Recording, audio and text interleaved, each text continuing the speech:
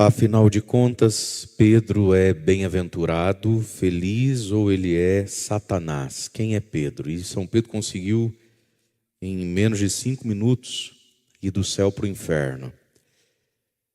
A fé, meus irmãos, é um dom, né? A fé é uma graça de Deus. E às vezes a gente até fica um tanto quanto, por um lado, perplexo, e essa perplexidade só precisa aumentar em nós a gratidão. A perplexidade de pessoas que não conseguem ter fé, não têm a fé. De pessoas que são rasas, elas são toscas. Rasas porque más, toscas porque egoístas. Mas de algum modo tem um mistério aí. Como algumas pessoas são como que impermeáveis, né? Elas não conseguem se aprofundar, elas não conseguem se devolver a Deus. A gente sabe que muito dessa dificuldade passa pela nossa vida moral.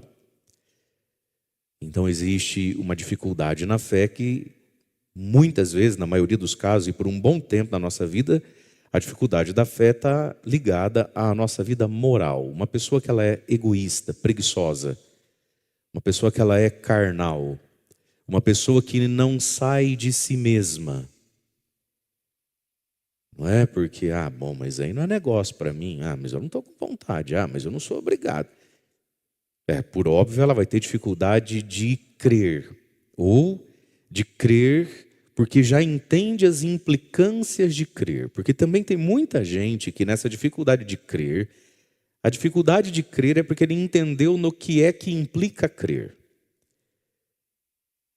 Então tem, grosso modo, 2 tipos de gente que não vem à igreja.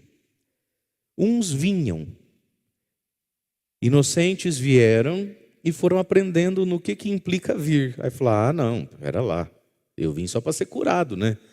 Eu vim para arrumar namorada, eu vim para pagar as contas, eu vim para ver se... Eu não vim para andar nessa porta estreita aí não, então não vem mais. Foi entendendo no que implica vir, falou, não sei, não quero, hoje em dia, não precisa tudo isso. E tem gente que antes de vir, de algum modo entende tudo isso, por isso que não vem. E entre nós, que cá estamos, também tem esses 2 tipos de gente. Gente que veio sem entender no que implicava, quando descobriu, graças a Deus ficou. Porque alargou os seus horizontes, as suas compreensões, seu coração, sua alma.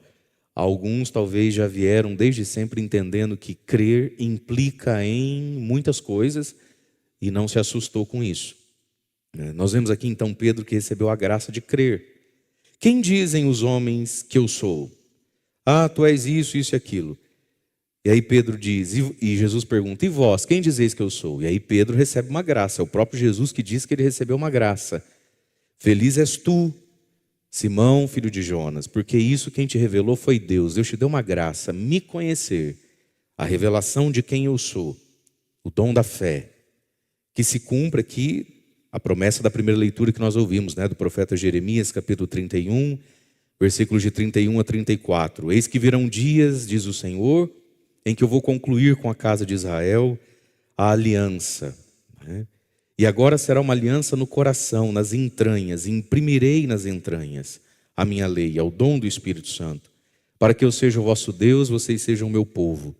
E não vai ser mais necessário dizer, ensinar, versículo 34, que um fique ensinando para o outro, conhece o Senhor, conhece o Senhor. Não é cansativo você ter que falar 1000 vezes a mesma coisa? Quando alguém precisa dizer 1000 vezes a mesma coisa para você, é sinal que você não tem o Espírito Santo de Deus. E o Espírito Santo de Deus, meus irmãos, vamos alargar sem trair o texto. Alargar, esticar, sem trair. O Espírito Santo nos é dado para que possamos conhecer o Senhor e que ninguém mais fique me puxando como um burro teimoso que eu tenho que pegar pelo cabresto e puxar. Conhece o Senhor, conhece o Senhor. Nessa nossa vida com Deus, Mas quando a gente tem o Espírito Santo de Deus, nós também não precisamos mais, e vamos precisando cada vez menos, de certas correções que não são necessariamente correções teológicas. Então existem as correções teológicas da vida.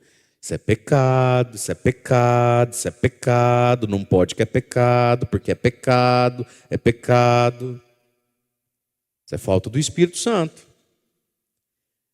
Mas existem tantas outras coisas na nossa vida também, que não são teológicas no nível da crença, da fé, mas que revelam a ausência dos frutos do Espírito.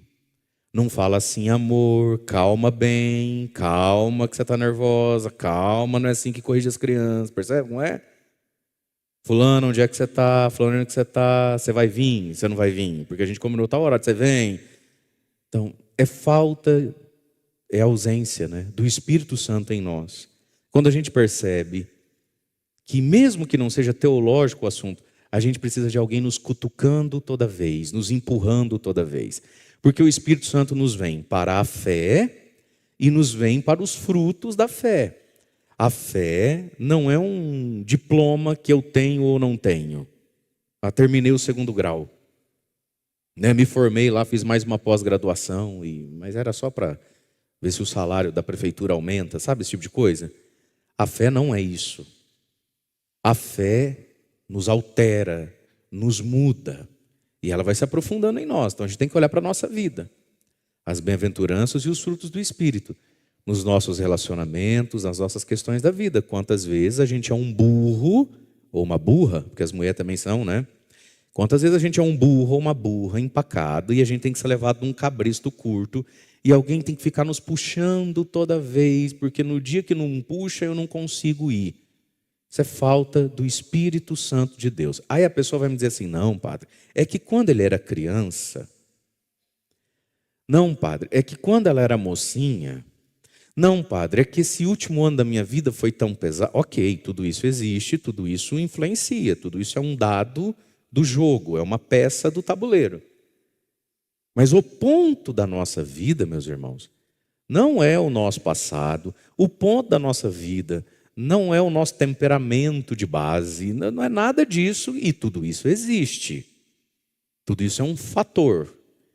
O ponto da nossa vida é a presença ou a ausência ou a pouca presença do Espírito Santo de Deus em nós. Porque pessoas extremamente frutíferas na vida moral e espiritual, e frutíferas também na sua vida, às vezes, social, de trabalho, também têm passado. E eu acho que se você sentar para ouvir, você vai ver que é mais pesado do que o seu. Então o que difere?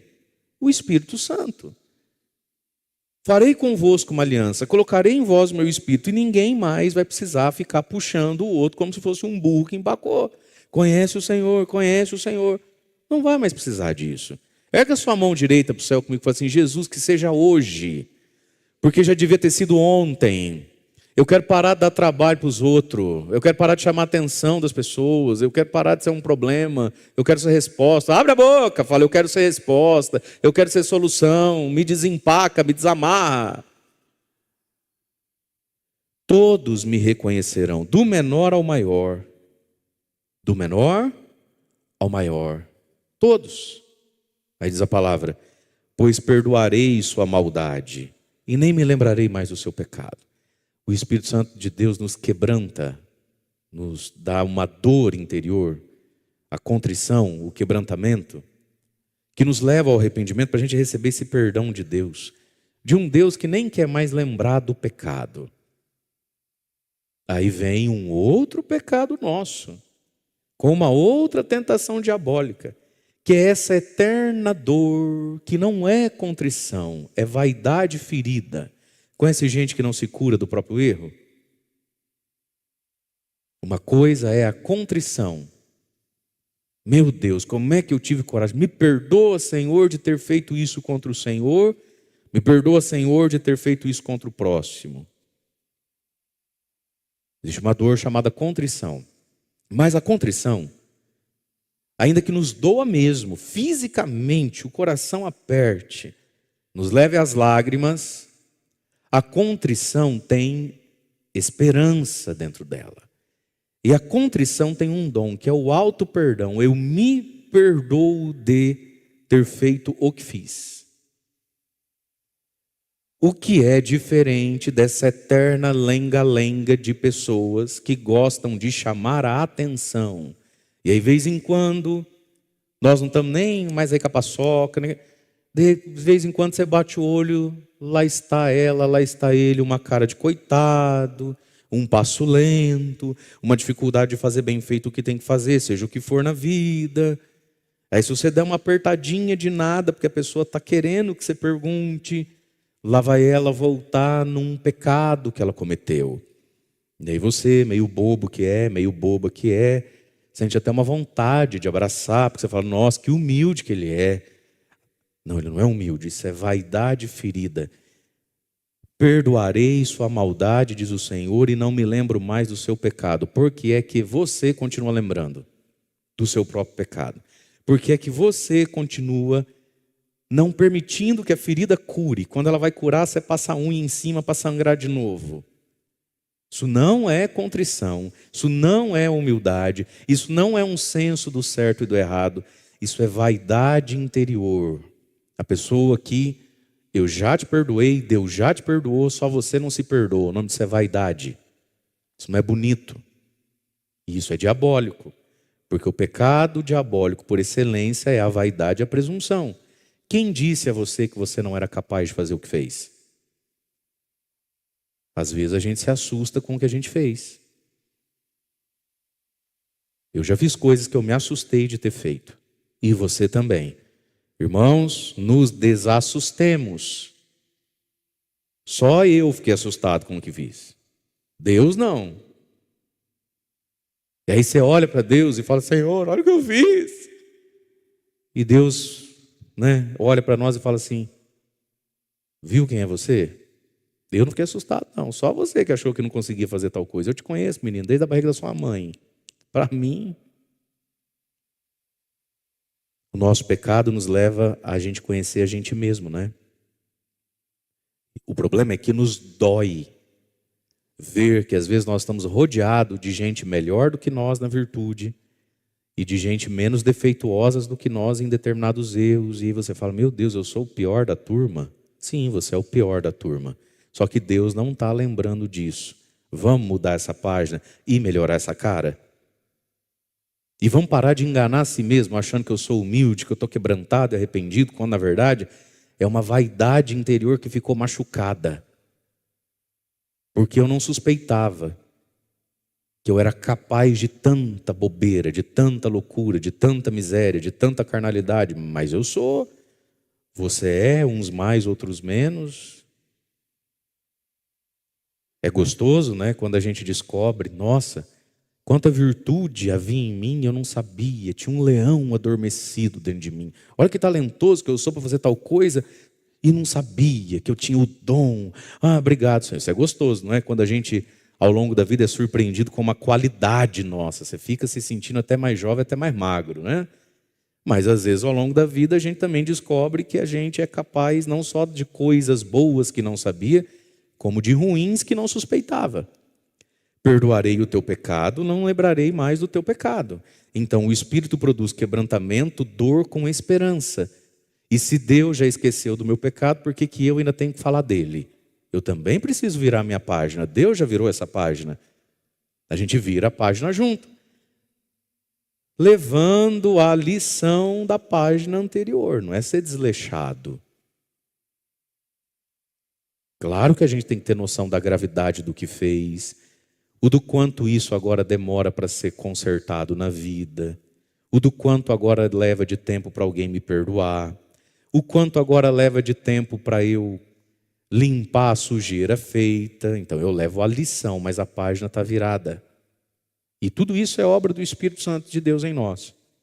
De um Deus que quer nos libertar desse cabrestinho curto. Conhece o Senhor. Vamos, fulano, se anima, já foi, ninguém nem lembra. Ninguém. Isso é falta do Espírito Santo. Desse Espírito Santo que Deus Pai concede a Pedro, então, no Evangelho de hoje. Tu és o Cristo, tu és o Messias, o Filho do Deus vivo. Eu não vou aqui fazer todo o comentário eclesiológico do primado de Pedro, porque esse evangelho cai algumas vezes ao longo do ano, sobretudo nos domingos, essa catequese é feita nos domingos, e esse evangelho cai também na solenidade de São Pedro e São Paulo, E o enfoque é sempre isso. A igreja, a rocha, as portas do inferno, as chaves do reino do céu. Então, para nos ajudar hoje, aqui, vamos só olhar isso então. Pedro viveu esse grande momento da vida dele, foi chamado de feliz e bem-aventurado e ganhou. É o Papa, está aqui a chave do céu, enfim, ficou bonito demais na foto. Mas aí, a fé que nos é dada precisa ser aprofundada. Não é isso? A gente agora vai entendendo no que implica a fé. E a fé, meus irmãos, no momento em que a gente a recebe, nós não a recebemos na maturidade que ela exige, a gente recebe como um dom, que agora vai ser depurado e lapidado. Então a pessoa descobre que ela tem o dom de tocar violão, ela já toca violão na plenitude disso? Não, com o tempo vai lapidando. Descobre que joga bola, descobre que canta, descobre que sabe cozinhar, com o tempo vai ficar melhor. Pedro recebeu o dom da fé, mas aí agora, Pedro revela que os pensamentos dele a respeito dessa fé estão bem inacabados ainda, né? Jesus então começa a explicar o que significa ser o Cristo, o Filho de Deus na terra. Começa a dizer que em Jerusalém ele devia sofrer muito, da parte dos anciãos, dos sumos sacerdotes, dos mestres da lei, dos grandes do povo. Então Jesus está ensinando para os discípulos. Estão vendo todo esse sucesso aqui? O povão? Quando chegar lá em Jerusalém, os poderosos vão me achar brega, cafona, fanático, traidor. E diante desse reino de Deus que pode ser instaurado como eu estou fazendo, eles vão preferir o reino de Roma, do templo, do dinheiro, da politicagem, do cada um já tem sua posição, o povo que se lasque, enfim, tudo isso. Isso começou a chocar a cabeça dos discípulos. Na cabeça dos discípulos, quando Jesus chegasse em Jerusalém, ia ser um estrondo, ia ser um sucesso só, né? E a compreensão do Messias político-militar que eles tinham na cabeça. E Jesus começa a explicar essas coisas. Talvez o que Pedro fez de bobeira aqui, todos quisessem ter feito. Mas só como Pedro era o único que tinha recebido um baita do elogio, talvez só Pedro se sentiu com moral para falar, né? E falou uma bobeira. Então Pedro tomou Jesus à parte. Chamou Jesus no canto. Olha lá, vai ensinar o Pai Nosso para o vigário agora. E começou a repreendê-lo, dizendo: Deus não permita tal coisa, Senhor, e que isso nunca te aconteça. Imagina. E foi falando coisa nesse sentido para Jesus. Pedro que começa a repreender Jesus, né? E Jesus se volta para Pedro e vai chamar Pedro então. Tinha acabado de chamar Pedro de bem-aventurado. Feliz és tu, bem-aventurado. Vai para longe. Tem Bíblia que diz, vai, afasta-te, Satanás. E nenhuma dessas traduções é a melhor. Jesus disse, vai atrás de mim. Que é o mesmo verbo, né? Do primeiro encontro de Jesus com Pedro à beira do mar, quando Pedro tinha pescado, e Jesus disse, vai atrás de mim e eu te farei pescador de homens. Então Jesus está convidando Pedro a voltar a ser discípulo. Mas vamos lá, queridos, qual é o problema aqui? Claro que isso aqui foi uma exortação, um puxão de orelha, então às vezes se traduz por afasta-te de mim, vai para longe de mim. Fica o tom do puxão de orelha, mas o que Jesus disse é mais bonito, profundo que isso. É volta para trás de mim, Pedro. Porque atrás de mim você é rocha firme. Andando atrás de mim dá até para construir uma igreja em cima de você. Mas agora que você me ultrapassou, porque você acha que sabe mais do que eu, você virou pedra de tropeço. Meus irmãos, ninguém tropeça nesse palco. É impossível tropeçar num lugar desse tamanho. Dá para trombar e rachar a cabeça, mas tropeçar não. No que a gente tropeça? Naquilo que é minúsculo, não é? Naquilo que fica pequeno ou é pequeno, tal ponto que você nem vê. E Pedro foi de uma rocha firme para uma pedrinha de tropeço. Pedro foi de alguém que você pode construir sobre ele algo que abençoa tanta gente, para alguém que tropeça, faz a gente tropeçar. Por quê? Onde é que está o tropeço? Disse Jesus, porque não pensas as coisas de Deus, mas sim as coisas dos homens. Olha que Jesus não falou nem as coisas do diabo, hein? Porque, meus irmãos, para atrapalhar o reino de Deus não precisa o diabo. Basta a nossa carnalidade. O diabo, pensamentos diabólicos podem atrapalhar o mover e a ação de Deus na minha vida e através da minha vida? Claro que sim. Mas não precisa ser o diabo, não. Um pensamento muito humano já pode atrapalhar o reino de Deus. Porque o que Pedro fez aqui foi um ato do quê com Jesus? Um ato de amor. Pedro falou o que falou para Jesus e quis convencer Jesus a tomar um outro rumo na vida, porque ele queria bem a Jesus, ele amava Jesus. Agora vamos lá, meus queridos. O que é o bem? O que é o melhor para o outro? Se nós não somos permeados, ressignificados, convertidos na nossa inteligência agora, pela palavra de Deus, se esse Espírito que me deu a fé não encontra em mim uma disposição interior de conhecer a Deus através da verdade da palavra,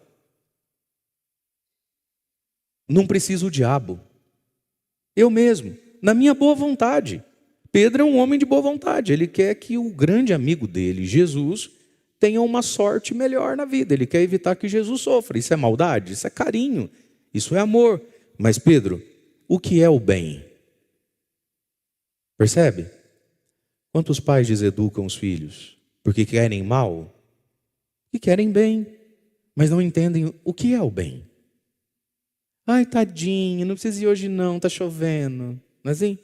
Ai, coitado, já acorda cedo a semana inteira. Não é assim? Ai, coitado das crianças, eles vão para a escola a semana inteira. E a missa domingo, 8 da manhã. Se não vier, não faz primeira comunhão. Coitado. Esta pequena besta, ao qual Deus deu o dom da maternidade, de 1, de 2, de 3, para quem está em casa, estamos em Alto Piquiri, 5, 6, 7, 8.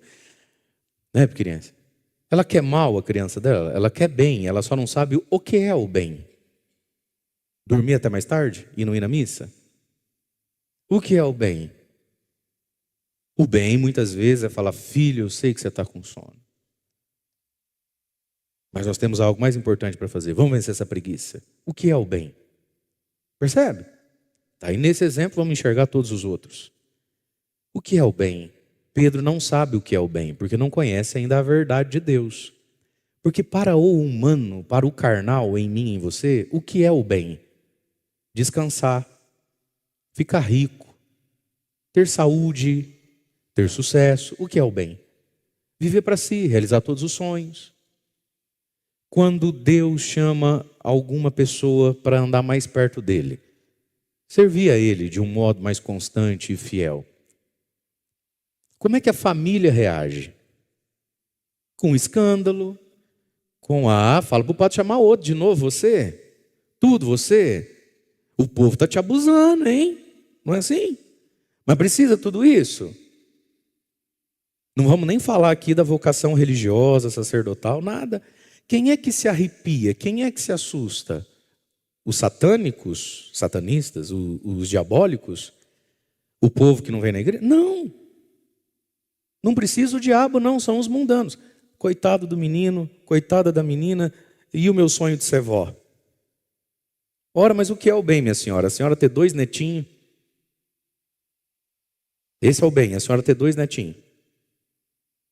Quer dizer, então, vamos lá, me explique. Que Deus criou o mundo e no seu plano de salvação enviou nosso Senhor Jesus Cristo à terra, que morreu na cruz, ressuscitou ao 3º dia, deixou a igreja 2000 anos depois. Deus solicita seu filho, sua filha, para o reino de Deus, de um modo concreto, radical e próximo. E isso não é o bem. O bem é que ele case, ela case e te dê 2 netinhos. Entendi. Eu não falo é nada. Deixa eu tomar minha água aqui que eu estou...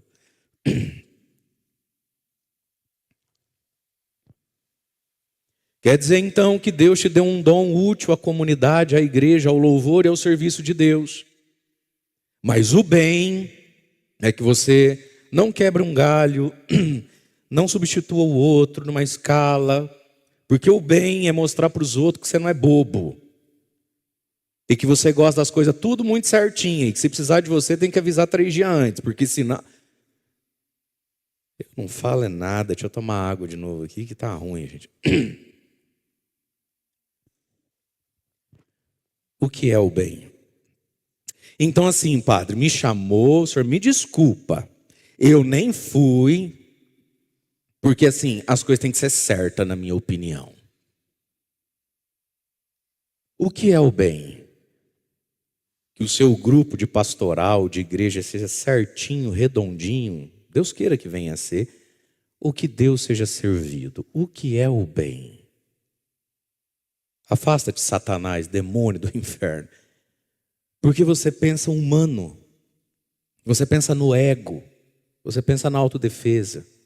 Mas olha o que Jesus está dizendo. Fica longe de mim. Meus irmãos, de algum modo, nem Jesus daria conta de ficar ouvindo certas conversas. Até Jesus quis pôr ponto final na conversa. Essa conversa é perigosa. Se era perigosa para Jesus, não é perigosa para você e para mim? Esse tipo de voz e de amizade que fica dizendo para você que não precisa tudo isso, vai devagar, você já é uma pessoa boa, você já foi domingo.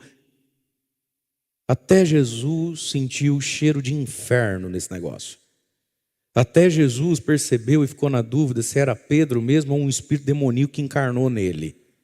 Nem Jesus deu conta e entendeu o perigo que é ficar perto desse tipo de lenga-lenga. Quanto mais a gente. E às vezes a gente pode ser amado, bem visto. A gente pode ter gente que torce muito por nós. Mas elas são ignorantes do que é o bem, do que é a verdade. Então, vai para trás, Satanás. Você não pensa como Deus. E aqui está os nossos pensamentos. Pensar como Deus.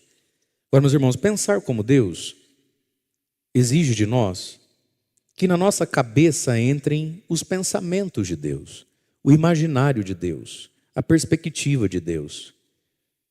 E isso vai mais rápido, vai mais devagar. Acontece ou não, dependendo do que eu leio, do que eu escuto, do que eu canto,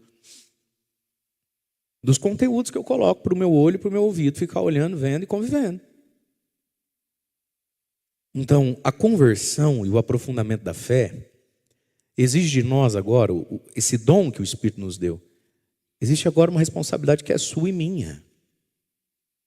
Para que a nossa fé não fique como estava ficando a de Pedro, não ficou, mas estava ficando, para que a nossa fé não fique uma fé infantil, uma fé boba, uma fé rasinha, uma fé que é quase uma crendice, uma fé que não compreende a cruz e o dar a vida, uma fé que não entende o reino, uma fé que não entende eu vim para servir, não para ser servido. Uma fé que não entende o que significa dizer lavar o pé do irmão, uma fé que não entende o que significa dizer que nós somos um dom para o mundo, para o outro, para a igreja, que a gente não nasceu para ficar guardando a gente eternamente, que a gente não nasceu para passar essa vida limpinho, sem se cansar, sem suar, sem ser traído, sem ser machucado pelos outros. Mas isso não é humano em nós. O humano em nós quer descansar, ser amado, querido, bem visto. O humano em nós quer chamar a atenção pelos erros que já cometeu. Enfim, não vamos voltar no início da homilia. Nós necessitamos da palavra de Deus para conhecer o bem.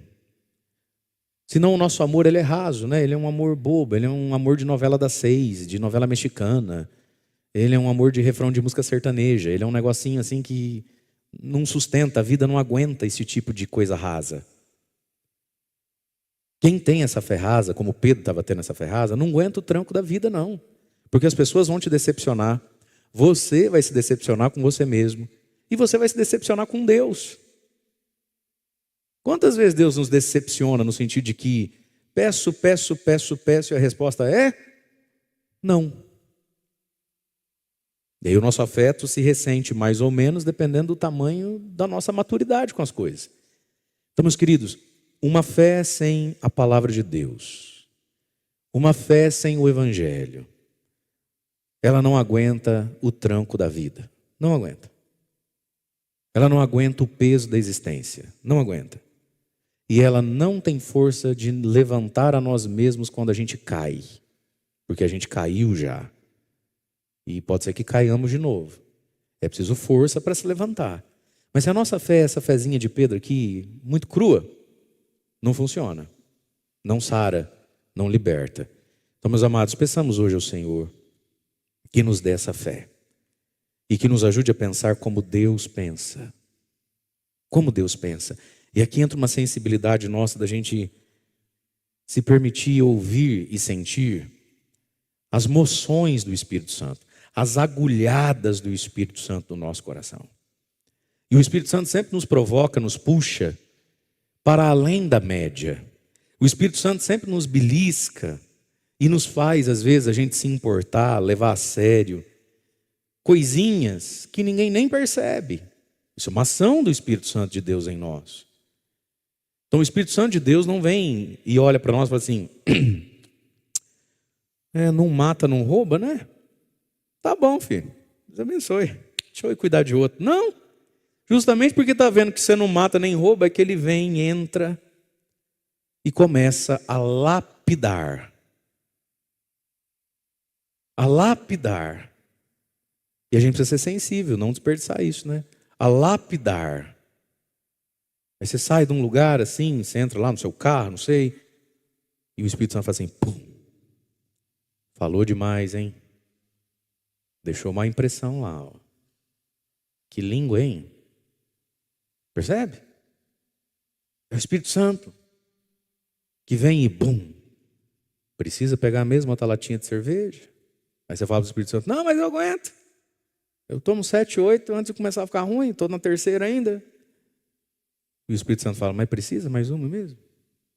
Certeza. E dependendo de com quem você conversa, você vai ouvir assim, e vai devagar, hein? Você também não é assim, hein? Tá ficando fanático, hein? Percebe? É o Espírito Santo. Quando a gente vai botar a mão no bolso, ajudar um pobre, é o Espírito Santo que fala, mas tinha uma nota maior nesse bolso aí, por que deixou guardada? Ela está com frio, ela não pode sair daí e vir para o balcão da paróquia? Não pode ir para o outro? Vai morrer, vai ficar pobre. Vai ficar rico por causa disso aí. Avareza, hein? Podia ter feito. Não, mas eu ajudei. Me ajudou, mas podia ter ajudado melhor, né? Assim, é o Espírito Santo que nos questiona. Aí você fala assim, mas meu Deus, eu já cuido da minha sogra. Na hora do vamos ver, as minhas cunhadas, padre, quis nem saber, sobrou para mim. E o Espírito Santo fala, mas podia fazer o que está fazendo com um pouco mais de docilidade, né? Reclama muito, você faz, mas reclama demais para fazer.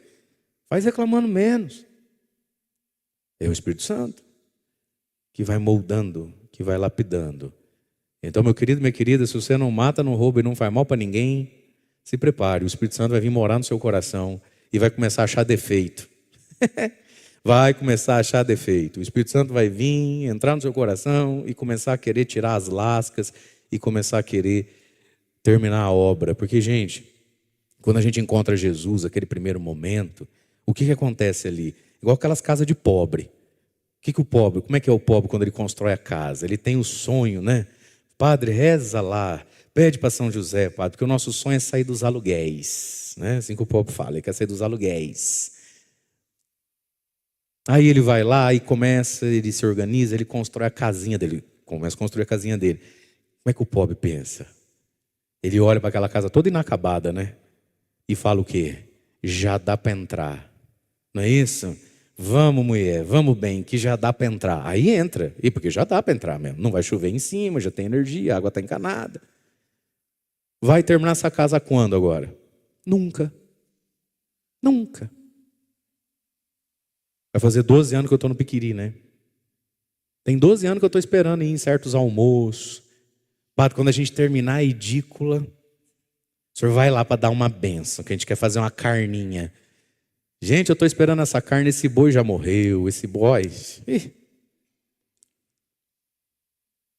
É o Espírito Santo, gente, que nos faz terminar os acabamentos, né? Nós somos como a casa do pobre, dá para entrar, Jesus é o Senhor, não pode matar, não pode roubar, né? Não pode fazer certas coisas. Vixe, graças a Deus, você dá aquela repaginada na vida, você saiu do aluguel, mas está pronto? Não está pronto. O Espírito Santo é que nos provoca, sabe? Ele vai lapidando a gente. Nós precisamos terminar essa casa, né? Que é Cristo em nós. E aí ele começa a nos provocar, nos apertar, nos espremer. Mas sempre com esperança. Para que pensemos as coisas como Deus as pensa.